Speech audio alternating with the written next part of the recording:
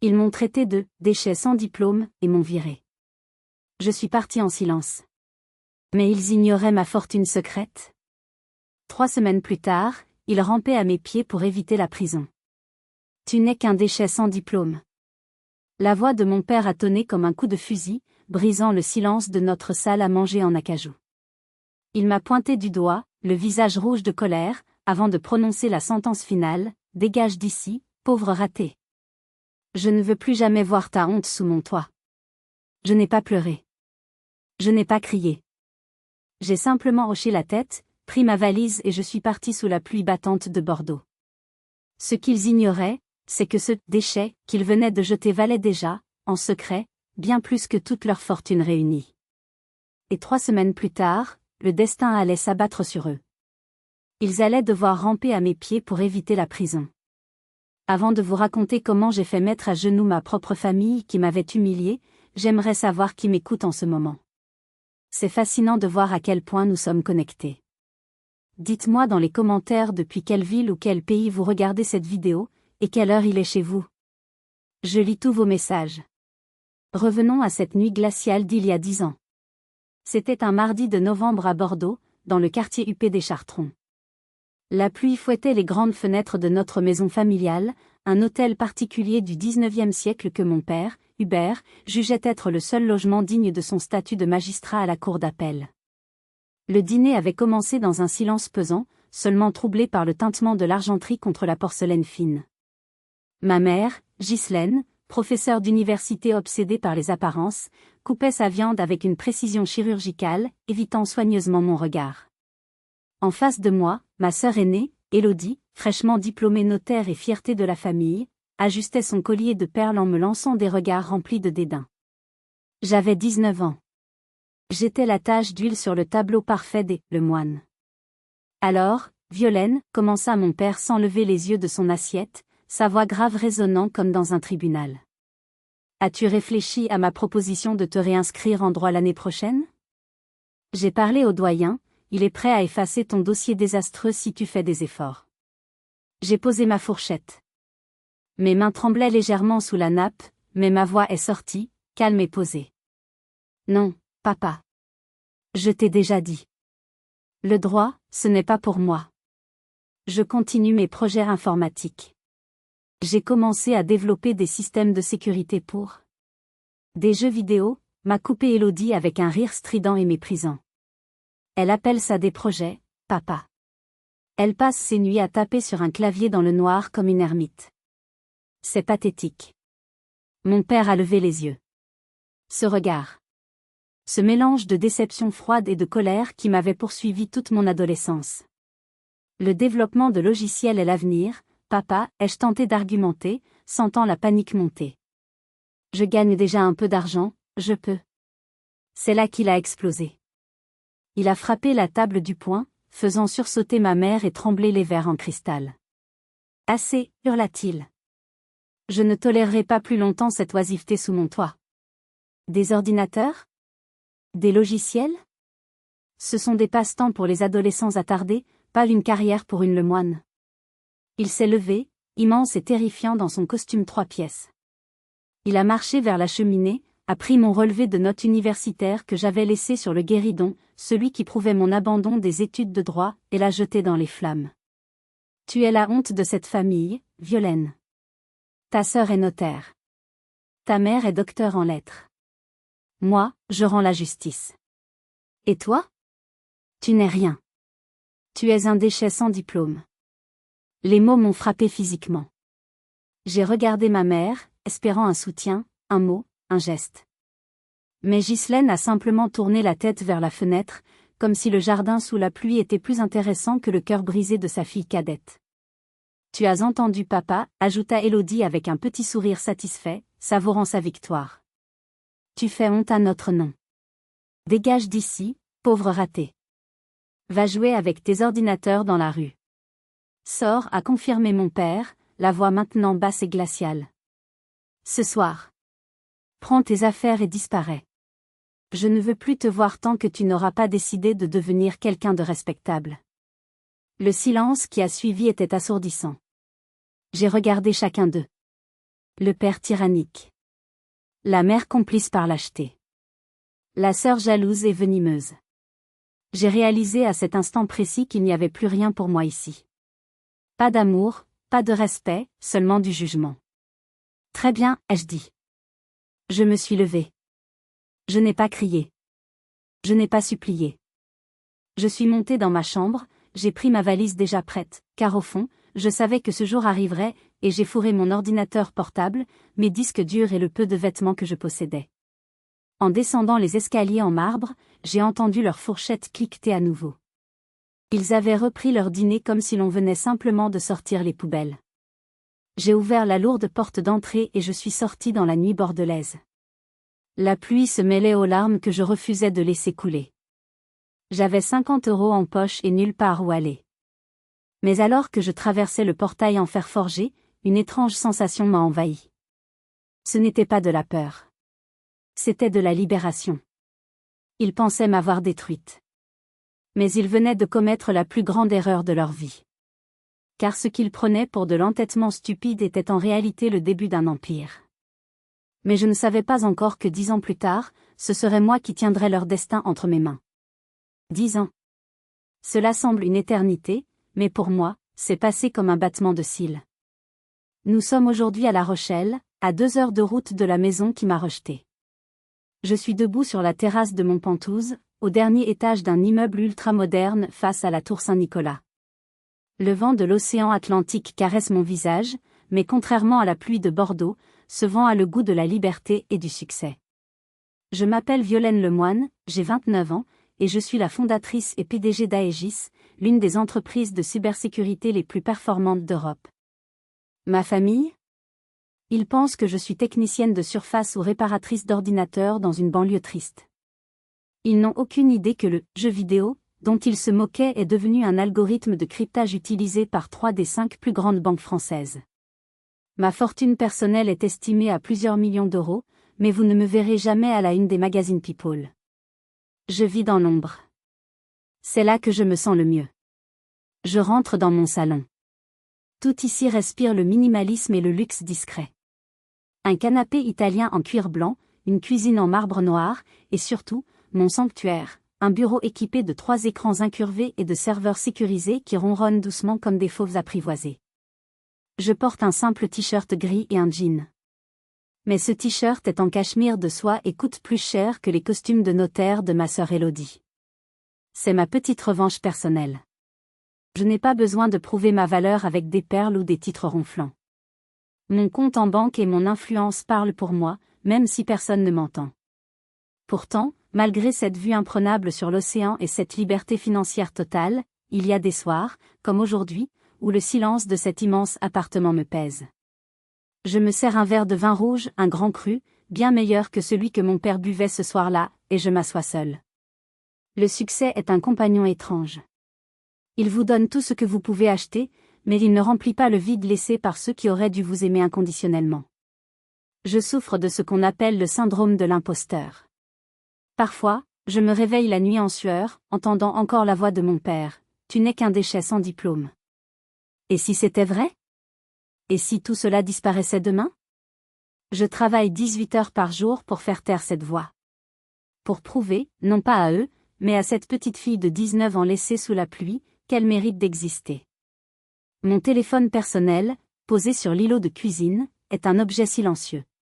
Il ne sonne presque jamais. Mes employés et mes clients me contactent via des lignes sécurisées. Personne n'a ce numéro, à part eux. Et soudain, l'écran s'allume. Le vibreur fait un bruit sec contre le marbre, résonnant comme une alarme dans le calme de mon appartement. Je m'approche, le cœur battant soudainement plus vite, un réflexe conditionné par des années de traumatisme. Le nom s'affiche sur l'écran, Élodie. Ma sœur. Elle ne m'a pas appelé depuis 3 ans, pas depuis qu'elle m'a envoyé une invitation formelle pour son mariage, sans accompagnant, pour s'assurer que je ne lui fasse pas honte. Pourquoi m'appelle-t-elle un mardi matin à 10 heures ? Élodie est une femme d'horaire, de règles. Elle devrait être à son étude notariale en train de signer des actes. Une boule se forme dans mon estomac. Mon instinct, celui-là même qui m'a permis de détecter des cyberattaques avant qu'elles ne se produisent, me hurle que quelque chose ne va pas. Ce n'est pas un appel de courtoisie. C'est un appel de crise. J'hésite. Je pourrais laisser sonner. Je pourrais continuer à boire mon vin et regarder les voiliers sortir du port. Je suis riche, puissante, intouchable. Je n'ai pas besoin d'eux. Mais les liens du sang sont des chaînes invisibles. On peut s'éloigner autant qu'on veut, on sent toujours quand on tire dessus. Je pose mon verre. Je prends le téléphone. Je glisse mon doigt sur l'écran pour décrocher. Je ne le sais pas encore, mais en faisant ce geste simple, je viens d'enclencher le compte à rebours de la destruction de ma famille. Allô, dis-je, ma voix aussi neutre que possible. Violaine ? C'est Élodie. Ne raccroche pas. Sa voix. Elle n'a pas changé. Toujours ce ton impérieux, pincé, habitué à donner des ordres assez clairs de notaire. Mais aujourd'hui, il y a quelque chose d'autre. Une vibration, une fissure dans sa carapace de perfection. Est-ce de la peur ? Qu'est-ce que tu veux, Élodie ? Demandai-je sans préambule. Où es-tu ? Tu es toujours dans ce taudis à La Rochelle dont tu parlais la dernière fois ? Écoute, ça n'a pas d'importance. Tu dois rentrer à Bordeaux. Immédiatement. Je ris jaune. Même dans l'urgence, elle ne peut s'empêcher d'être insultante. Elle imagine encore que je vis dans un studio étudiant insalubre. Si elle savait que je lui parle depuis un appartement qui vaut 3 fois sa maison bourgeoise. Je ne rentre nulle part, Élodie. Je n'ai plus de maison à Bordeaux depuis 10 ans. Tu as oublié ? Arrête de faire l'enfant, cria-t-elle, perdant soudain son sang-froid. C'est grave. C'est à propos de papa. Il a des ennuis. Mon cœur rata un battement. Hubert, le grand magistrat, intouchable, la loi incarnée, avait des ennuis ? Il est malade, demandai-je, une pointe d'inquiétude malgré moi perçant ma carapace. Non. Pire que ça. Il est sous le coup d'une enquête. L'inspection générale de la justice a débarqué ce matin au tribunal. Ils ont saisi ses ordinateurs, ses dossiers. Ils parlent de détournement de fonds, Violaine. De l'argent qui a disparu des comptes de tutelle dont il avait la charge. Je restais silencieuse, essayant de traiter l'information. Mon père, cet homme rigide qui nous faisait la morale si on laissait une miette de pain sur la table, serait un voleur ? Combien ? demandai-je. 2 800 000 €, souffla-t-elle, comme si le chiffre lui brûlait la langue. Je sifflai entre mes dents. Presque 3 millions. Ce n'était pas une erreur comptable. C'était un pillage systématique. Pourquoi tu m'appelles, Élodie ? Si papa a volé de l'argent, c'est un problème pour son avocat, pas pour sa fille ratée, point. Parce que c'est toi, hurla-t-elle soudainement, sa voix devenant suraiguë. C'est toi, n'est-ce pas ? Tu as fait ça pour te venger. Je restai interdite.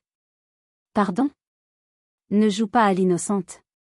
Tu passes ta vie sur des ordinateurs à faire je ne sais quoi. Tu nous détestes. Tu as toujours été jalouse de ma réussite et de la carrière de papa. Tu as hacké ses comptes, c'est ça ? Tu as piégé son ordinateur pour faire croire qu'il a volé cet argent. Avoue-le. La colère, froide et pure, monta en moi. Non seulement il m'avait jeté comme une ordure, mais maintenant, au premier signe de difficulté, il faisait de moi le bouc émissaire. Pour Élodie, il était inconcevable que son père adoré soit un escroc. Il fallait forcément que la brebis galeuse de la famille soit responsable. Tu es complètement délirante, dis-je calmement, bien que mes mains se soient crispées sur le téléphone. Je n'ai pas touché au compte de papa. Je ne savais même pas qu'il gérait encore des tutelles. Menteuse. Tu es une petite criminelle aigrie. Écoute-moi bien, Violaine. Si tu ne reviens pas tout de suite pour réparer ce que tu as fait, pour annuler tes piratages, je te jure que je porterai plainte contre toi. Je te ferai enfermer. Papa risque la prison par ta faute. Si papa risque la prison, Élodie, c'est peut-être parce qu'il le mérite, tranchai-je. Comment oses-tu ? Après tout ce qu'il a fait pour nous ? Tu n'es qu'une ingrate, une. Je n'ai pas écouté la suite. J'ai raccroché. J'ai jeté le téléphone sur le canapé. Je tremblais de rage. L'audace. L'injustice. Même après 10 ans, je restais la coupable idéale. Maintenant, je veux vous poser une question très sérieuse. Mettez-vous à ma place un instant.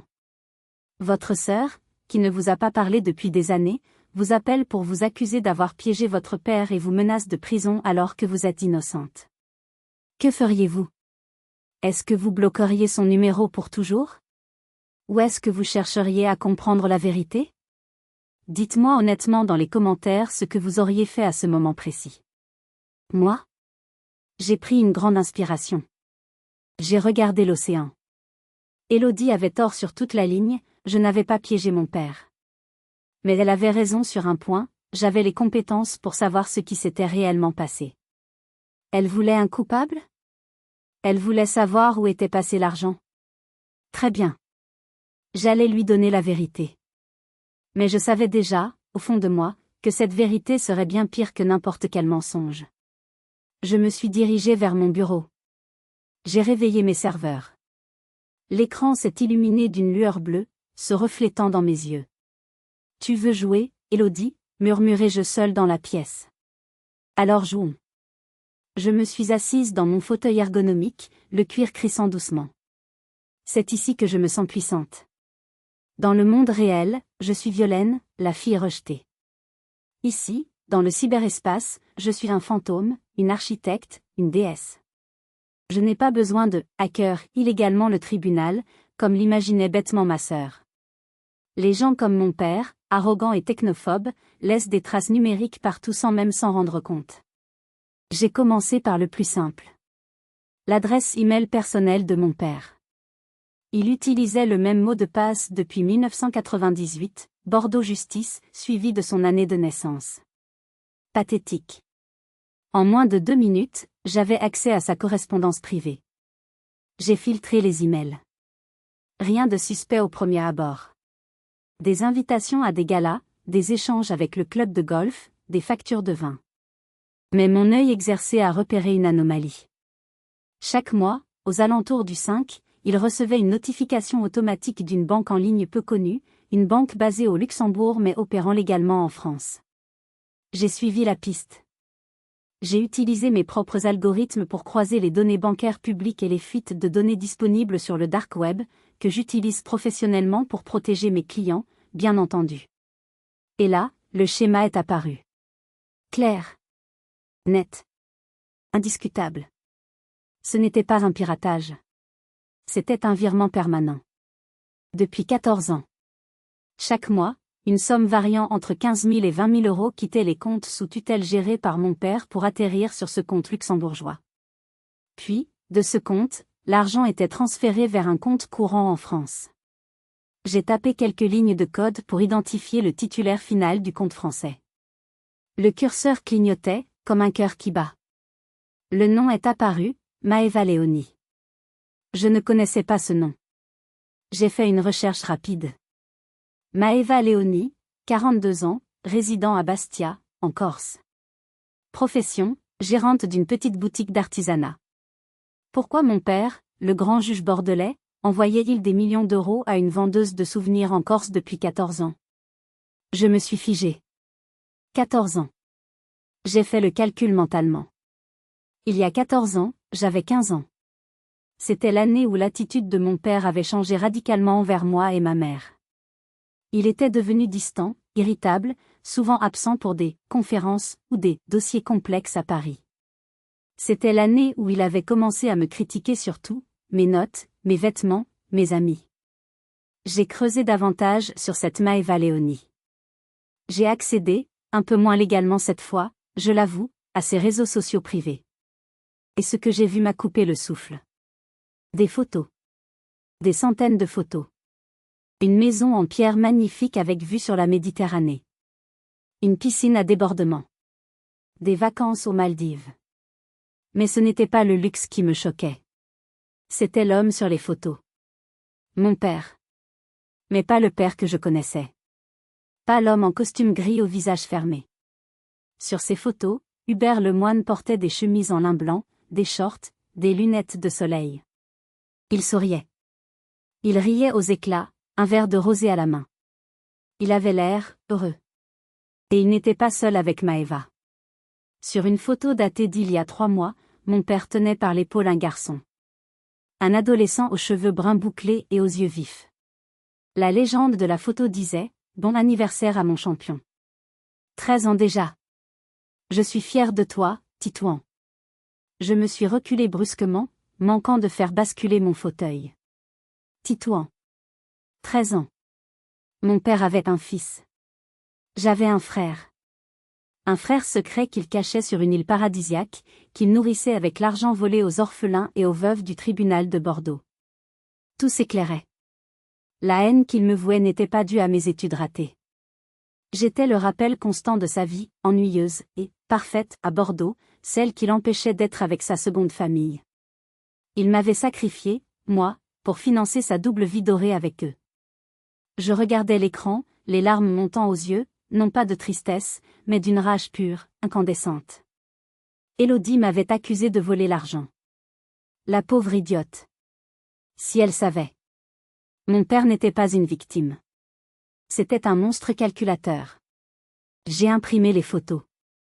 J'ai imprimé les relevés bancaires. J'ai imprimé les actes de naissance que j'avais réussi à extraire des archives numériques de Bastia. Le dossier faisait une 50aine de pages.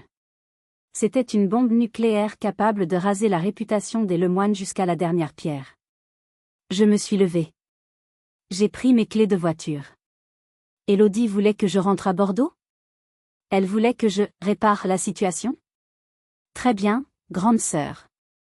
Je rentre. Mais je ne viens pas pour réparer. Je viens pour tout brûler. Je suis descendue au garage, je suis montée dans ma voiture de sport électrique, et j'ai pris l'autoroute A10 direction le sud. Il pleuvait encore, comme il y a 10 ans. Mais cette fois, je n'étais plus la victime qui fuyait. J'étais le juge, le juré et le bourreau. Mais ce que j'allais découvrir en arrivant à Bordeaux allait encore dépasser tout ce que j'avais imaginé. Car il y avait une autre personne impliquée dans ce mensonge, une personne que je croyais innocente. Je suis arrivée à Bordeaux en début d'après-midi.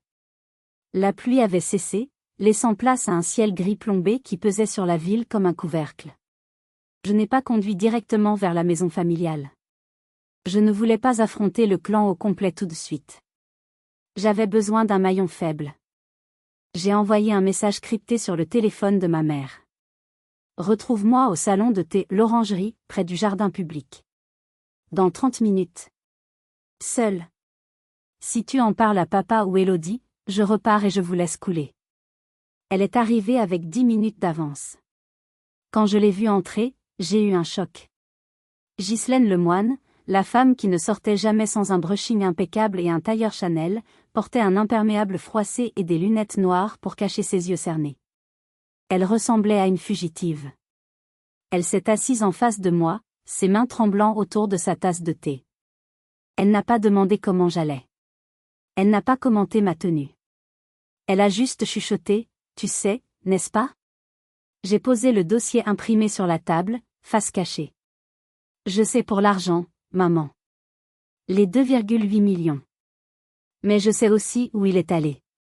Elle a baissé la tête, fixant la nappe brodée. Il a une maîtresse, a-t-elle murmuré, la voix brisée. Depuis des années. Je le savais. Je me suis figée. Je m'attendais à tout sauf à ça. Tu savais, ai-je répété, sentant une colère froide monter en moi. Tu savais qu'il avait une autre femme et tu n'as rien dit? Elle a relevé ses lunettes, révélant des yeux rouges de larmes. C'est compliqué, Violaine. Ton père, il a ses besoins.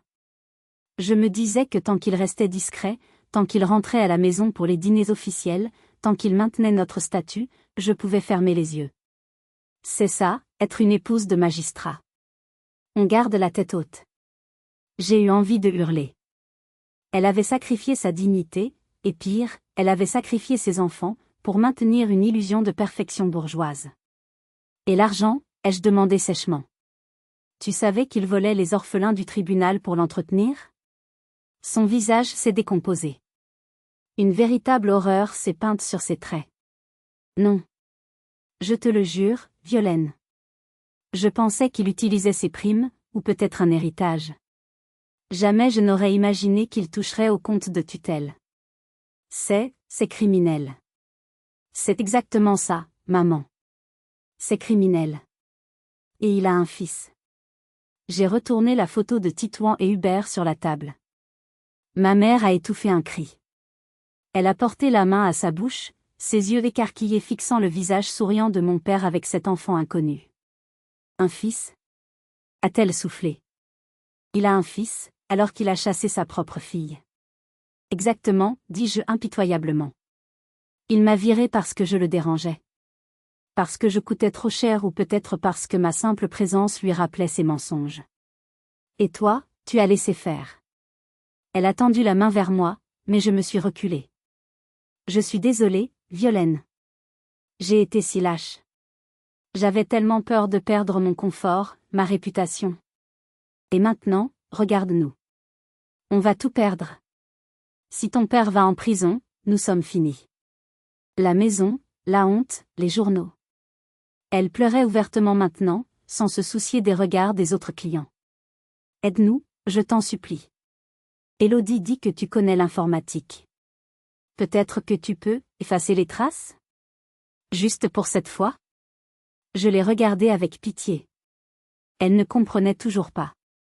Elle pensait encore qu'on pouvait effacer la réalité comme une tache de vin sur une nappe. On n'efface pas 2,8 millions d'euros, maman. Et on n'efface pas un frère secret. J'ai rangé les photos dans mon sac. Rentre à la maison. Dis à papa et Élodie de m'attendre. Je viens ce soir. Et dis-leur de préparer leurs genoux, parce qu'ils vont en avoir besoin. Je l'ai laissé là, sanglotant dans son thé froid, et je suis sortie. J'avais brisé le masque de ma mère. Il ne restait plus qu'à affronter le venin de ma sœur. La nuit était tombée quand j'ai garé ma voiture de sport devant la grille en fer forgé du 15 rue du Jardin Public. La maison n'avait pas changé. Imposante, froide, avec ses volets clos comme des paupières refusant de voir la vérité. J'ai sonné. C'est Élodie qui a ouvert. Elle portait une robe fourreau noir, ses cheveux blonds tirés en un chignon strict. Dès qu'elle m'a vue, son regard a scanné ma tenue, un jean, des baskets, de marque, mais des baskets quand même, et un sac à dos en cuir. Son nez s'est plissé de dégoût. Tu as osé venir habillée comme ça, a-t-elle sifflé en guise de bienvenue. Les inspecteurs viennent de partir, papa est sous calmant, et toi tu débarques comme une touriste.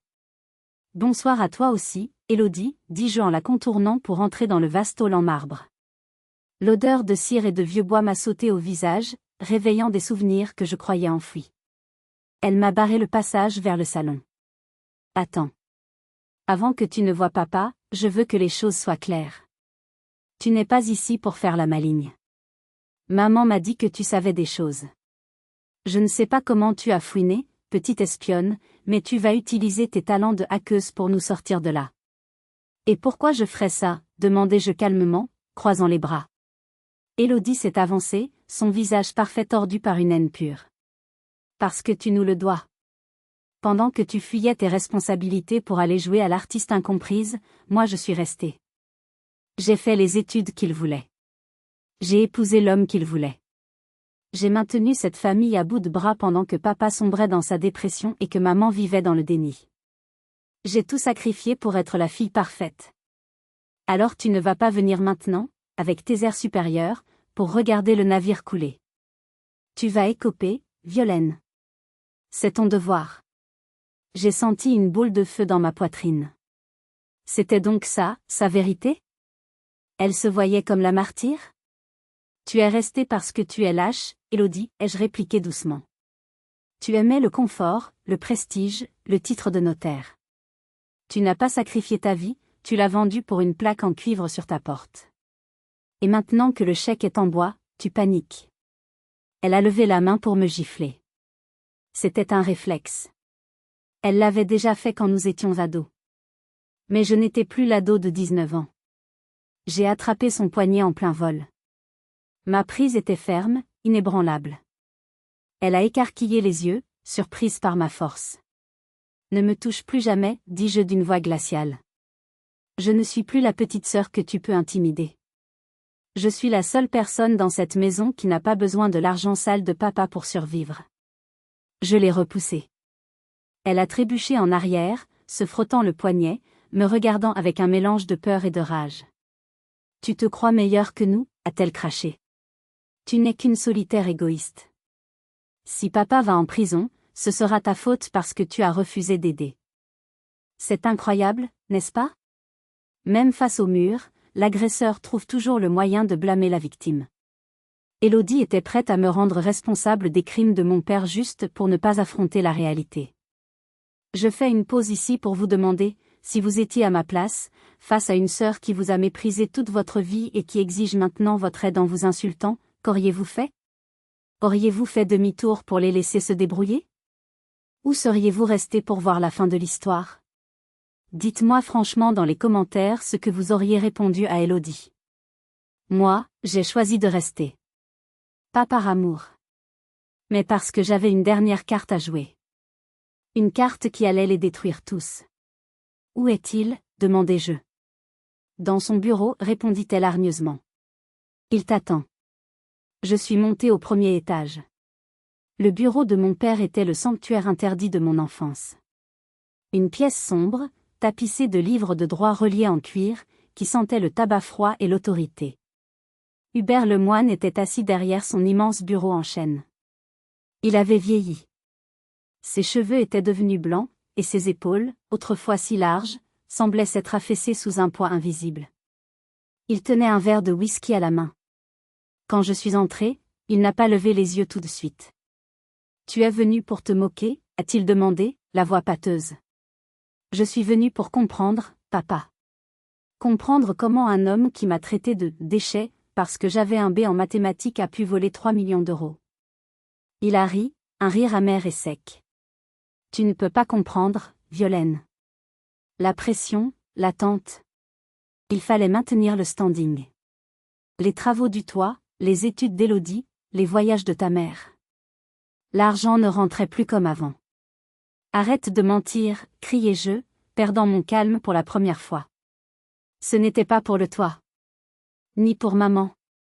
Je me suis avancée et j'ai jeté le dossier sur son bureau. Les photos se sont éparpillées.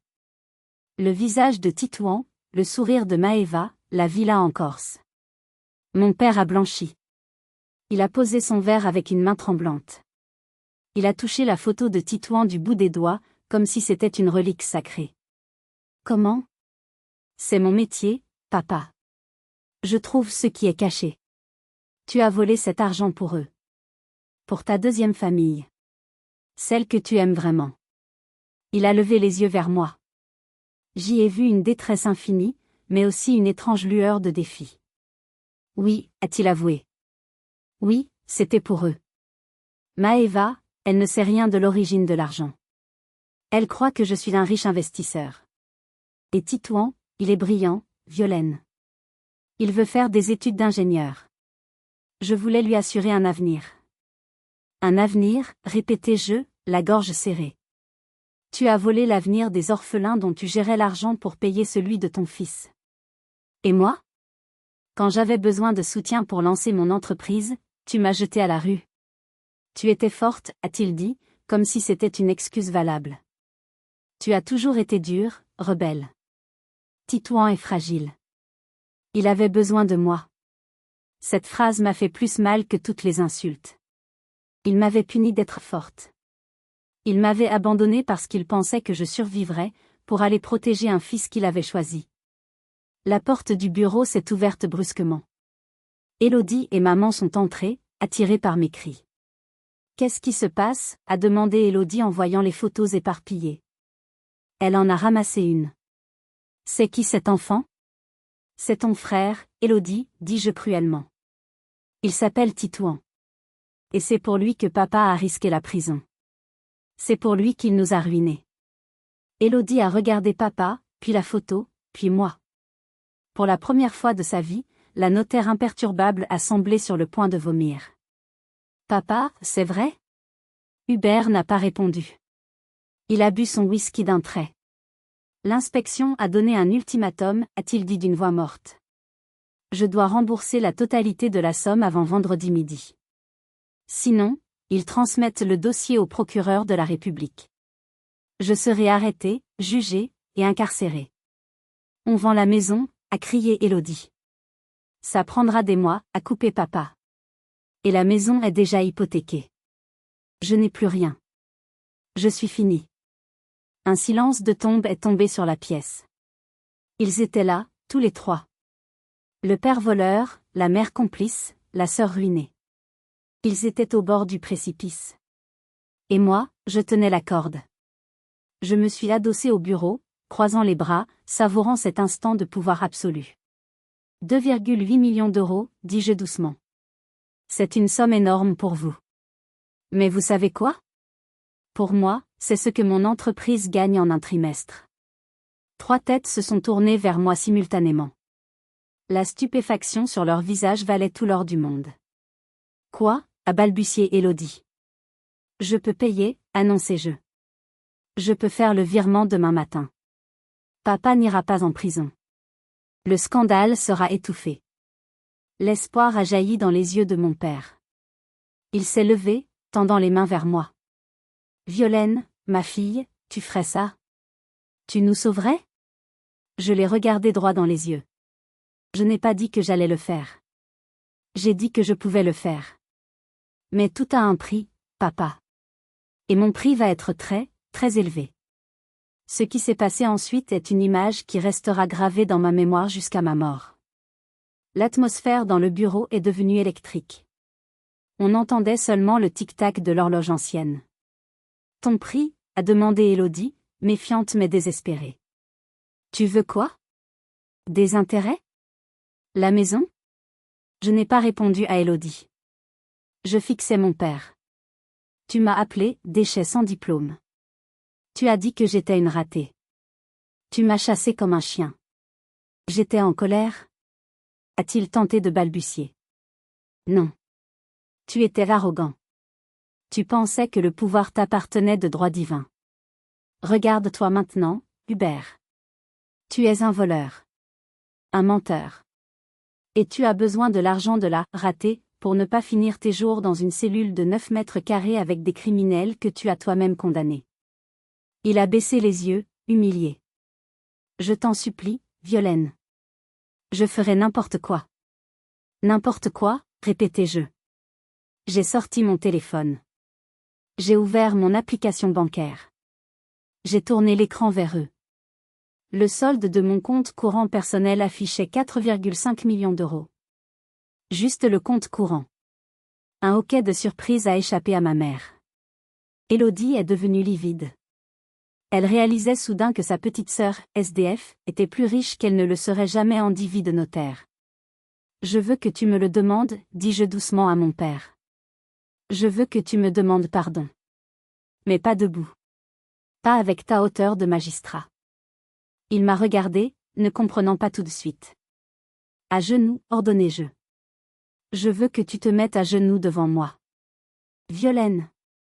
Tu vas trop loin, s'est écriée ma mère. Ah oui? Plus loin que de voler des orphelins? Plus loin que d'abandonner sa fille? Je n'ai pas bougé d'un millimètre. Mon père a hésité. C'était un homme d'orgueil. Se mettre à genoux, c'était la mort de son ego. Il a regardé la pendule. Le temps pressait. La prison ou l'humiliation. Lentement, douloureusement, Hubert Lemoine a contourné son bureau. Il s'est approché de moi. Ses jambes tremblaient. Et puis, dans un bruit sourd de tissu et d'os rencontrant le tapis perçant, il s'est agenouillé. Le grand juge. Le patriarche. À mes pieds. Pardon, a-t-il croassé, la tête basse. Pardon, Violaine. J'ai eu tort. Tu as réussi. Tu es meilleur que nous. S'il te plaît, aide-moi. J'ai regardé Élodie. Elle pleurait silencieusement dans un coin, brisée par la chute de son idole. J'aurais dû ressentir de la joie. De l'extase. C'était le moment de ma vengeance parfaite. Mais en voyant cette vieille homme brisée à mes pieds, je n'ai ressenti qu'une immense fatigue. La vengeance est un plat qui se mange froid, mais elle laisse un goût de cendre dans la bouche. Relève-toi, dis-je sèchement. Tu fais pitié. Il s'est relevé péniblement, s'appuyant sur le bureau. Tu vas payer, a-t-il demandé avec espoir. Oui. Je vais virer les 2,8 millions demain matin sur le compte séquestre du tribunal. Je dirais que c'était un prêt familial mal enregistré pour couvrir une erreur d'investissement. Je vais sauver ta peau. Ils ont tous poussé un soupir de soulagement, comme si l'air revenait dans la pièce. Mais, ai-je ajouté, levant un doigt. Ce n'est pas un cadeau. C'est un achat. Je viens d'acheter ta vie, Hubert. Et maintenant, tu m'appartiens. Voici mes 3 conditions. Elles ne sont pas négociables. Si tu en refuses une seule, j'annule le virement. J'ai commencé à marcher autour de la pièce, prenant possession de l'espace. Condition numéro 1, annoncez-je. Tu démissionnes. Immédiatement. Tu invoques des raisons de santé. Un burn-out, un début d'Alzheimer, je m'en fiche. Mais tu ne sièges plus jamais dans un tribunal. Tu n'es plus digne de rendre la justice. Et cette maison, elle est à moi. Quoi, s'étrangla Élodie. C'est notre héritage. C'est mon remboursement, corrigeai-je froidement. Papa me signera une reconnaissance de dette et mettra la maison en garantie. Comme il ne pourra jamais me rembourser avec sa retraite, la maison me revient. Maman peut y vivre jusqu'au divorce, mais le titre de propriété sera à mon nom. C'est fini le château des Lemoine. Hubert a hoché la tête, résigné. Il savait qu'il n'avait pas le choix. Condition numéro 2, continuai-je en me tournant vers Élodie. Toi. La sœur parfaite. Tu vas cesser de me traiter comme une étrangère. Tu vas écrire une lettre, que tu liras au prochain repas de famille élargi à Noël, où tu reconnais mon succès et tu t'excuses publiquement pour ton comportement. Et tu vas gérer toute la paperasse légale de ce transfert de propriété gratuitement. C'est le moins que tu puisses faire. Élodie a serré les dents si fort que j'ai cru les entendre craquer. D'accord, a-t-elle sifflé. Son orgueil était blessé, mais son pragmatisme de notaire avait repris le dessus, mieux valait une sœur tyrannique qu'un père en prison. Et la 3e, a demandé ma mère, craignant le pire. J'ai regardé mon père droit dans les yeux. Condition numéro 3. Tu fais ta valise. Demain, après le virement, nous partons. Toi et moi. Partir? Où ça, a-t-il demandé, confus. En Corse, répondis-je. À Bastia. Il a pâli encore plus, si c'était possible. Pourquoi? Parce que tu ne vas pas continuer à mentir à cette femme, Maëva. Et tu ne vas pas continuer à cacher ce garçon, Titouan. Nous allons là-bas. Tu vas leur dire la vérité. Tu vas leur dire que tu n'es pas un riche investisseur, mais un retraité ruiné qui a failli aller en prison. Et tu vas me présenter à mon frère. Violaine, non, ça va les détruire, a-t-il supplié. Maëva va me quitter. C'est le risque, papa. Tu as vécu dans le mensonge pendant 14 ans. L'heure de vérité a sonné. Si tu veux que je paie pour ta liberté physique, tu dois payer avec ta vérité émotionnelle. On part demain à 8 heures. Sois prêt. J'ai quitté le bureau sans un regard en arrière. Je les ai laissés là, au milieu des décombres de leur vie bourgeoise. J'ai dormi cette nuit-là dans mon ancienne chambre. Elle avait été transformée en débarras, remplie de vieux cartons. Ma mère avait effacé ma trace. Allongée sur un matelas nu, je n'ai pas fermé l'œil. Je pensais à ce garçon, Titouan. À ce frère secret qui avait eu l'amour de mon père pendant que j'avais eu son mépris. J'avais peur. Pas de la confrontation, mais de ce que j'allais ressentir. Allais-je le haïr? Allais-je voir en lui le voleur de mon enfance? Le lendemain matin, le virement a été fait. La banque a confirmé la réception des fonds. Hubert Lemoine était sauvé de la justice des hommes. Mais il lui restait à affronter la justice de sa fille. Nous sommes montés dans l'avion pour Bastia. Le voyage le plus silencieux et le plus lourd de ma vie. L'avion survolait la Méditerranée, une étendue bleue scintillante qui contrastait cruellement avec l'atmosphère glaciale dans la cabine. Mon père était assis côté hublot, regardant les nuages comme s'il cherchait une échappatoire. Pendant 1 heure, nous n'avons rien dit. Puis, alors que le commandant annonçait le début de la descente vers Bastia, Hubert a brisé le silence. Pourquoi m'as-tu sauvé, Violaine, a-t-il demandé sans me regarder. Après tout ce que je t'ai fait. J'aurais compris que tu me laisses pourrir en cellule. J'ai fermé mon ordinateur portable sur lequel je travaillais, les affaires ne s'arrêtent jamais, même en plein drame familial. Je ne l'ai pas fait pour toi, papa. Je l'ai fait pour le nom. Je m'appelle le moine aussi. Si tu tombes, tu nous éclabousses tous. Et puis? J'ai hésité. Je ne voulais pas que Titouan apprenne que son père est un criminel par les journaux. Il a tourné la tête vers moi, surpris par ma mention de son fils. Tu sais, quand tu es né, a-t-il commencé, la voix rauque. J'étais terrifiée. Tu étais si vive, si intelligente. Tu me remettais en question tout le temps. Élodie était docile, elle suivait les règles. Mais toi, tu étais comme un miroir qui me montrait tout ce que je n'avais pas eu le courage d'être. C'est pour ça que tu me détestais? Je ne te détestais pas. J'avais peur. Peur que ta liberté ne détruise l'ordre que j'avais mis tant d'années à construire. Alors j'ai essayé de te briser, pour te faire rentrer dans le moule. J'ai échoué. Heureusement, dis-je sèchement. Oui. Heureusement. Avec Maëva, c'était différent. Là-bas, en Corse, je n'étais pas monsieur le juge. J'étais juste Hubert. Et Titouan, il est doux. Il ne me juge pas. J'ai voulu protéger ce petit paradis. J'ai cru que l'argent pouvait acheter le temps et le silence. Je suis devenu accro à cette double vie. Tu as été faible, papa. C'est ça la vérité. Tu voulais le beurre et l'argent du beurre. La respectabilité à Bordeaux et la liberté en Corse. Et tu m'as fait payer la facture.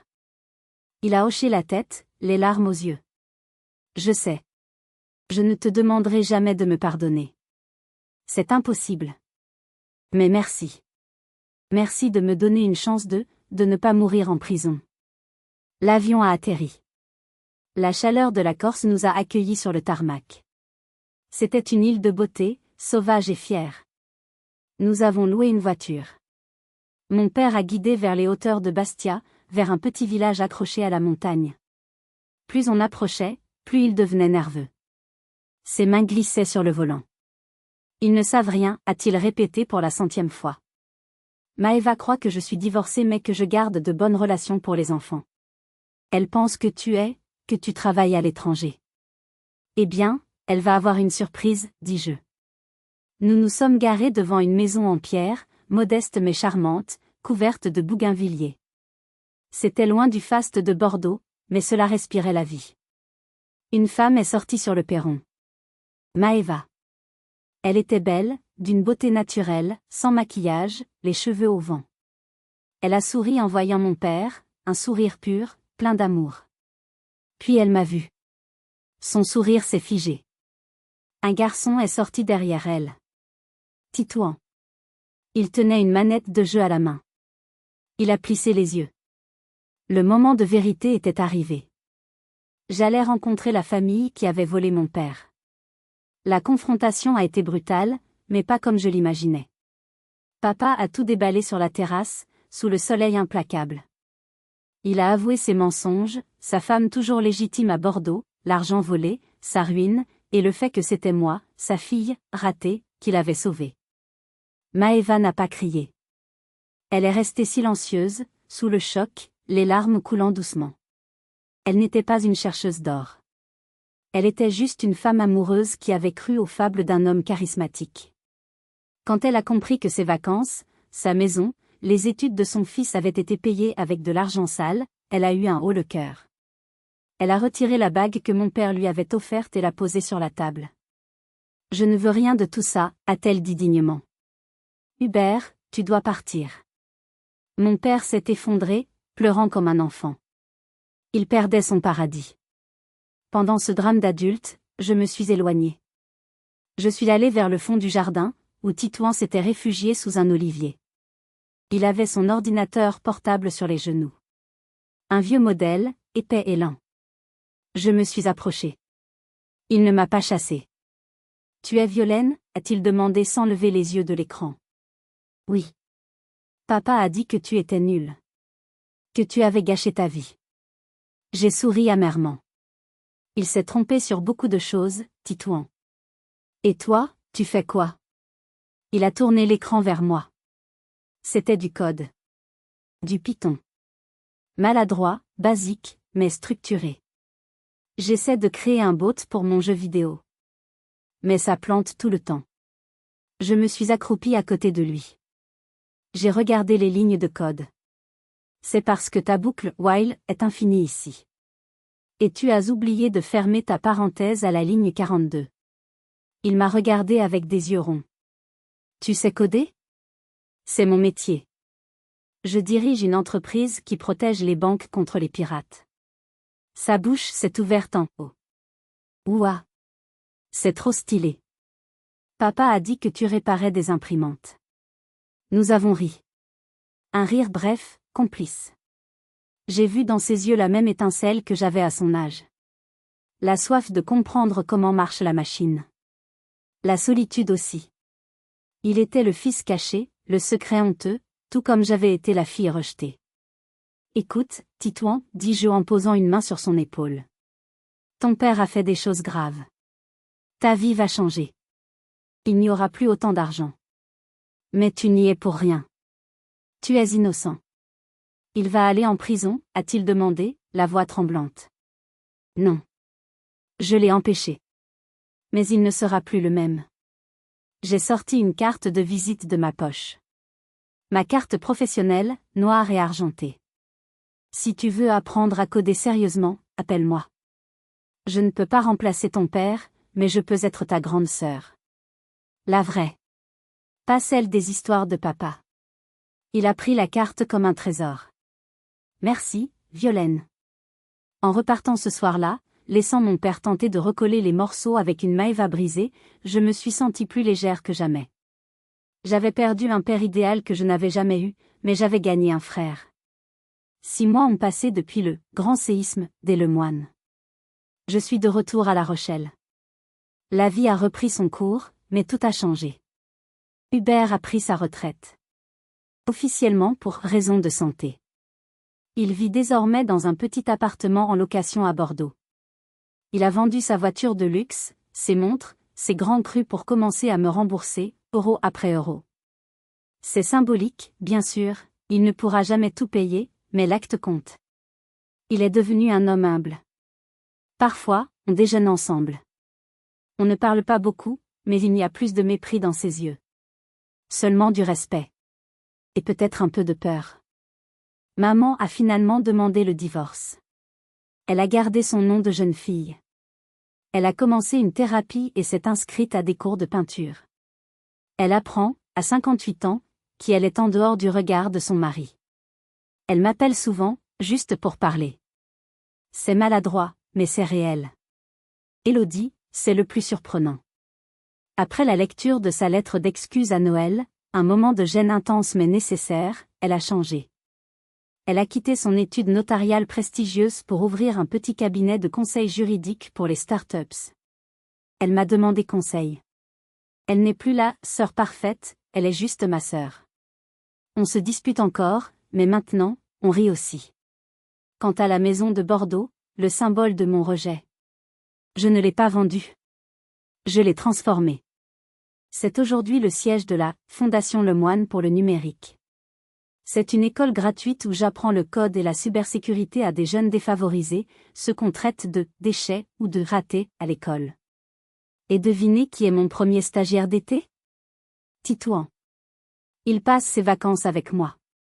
Il est brillant. Il a même corrigé un bug dans mon système la semaine dernière. Maëva et lui s'en sortent bien. Je les aide financièrement, discrètement, pour ses études. Non pas par obligation, mais par choix. Ils m'ont traité de raquerie, déchet. Ils m'ont dit de partir. Ils ne savaient pas que je partais pour construire le royaume où ils viendraient un jour demander l'asile. La vengeance n'est pas de détruire ceux qui vous ont fait du mal. C'est de réussir à tel point que leur opinion ne compte plus. C'est de devenir si grand que vous pouvez vous permettre de leur tendre la main, non pas pour les relever, mais pour leur montrer le chemin. J'ai payé 2,8 millions d'euros pour sauver ma famille. C'était cher. Mais la liberté de voir mon père me regarder enfin avec fierté, et la joie de voir mon petit frère coder à côté de moi, ça n'a pas de prix. Merci d'avoir écouté mon histoire. C'est la première fois que je la raconte en entier. Et vous? Avez-vous déjà transformé une humiliation en moteur de réussite? Avez-vous déjà dû pardonner l'impardonnable? Si cette histoire vous a touché, s'il vous plaît, cliquez sur le bouton « J'aime », abonnez-vous à la chaîne pour d'autres histoires de résilience, et surtout, partagez cette vidéo avec quelqu'un qui a besoin de savoir qu'être un « raté » aujourd'hui peut signifier être un héros demain. Prenez soin de vous. Et n'oubliez pas, votre valeur ne dépend pas de l'opinion de votre famille, mais de ce que vous construisez vous-même. À bientôt.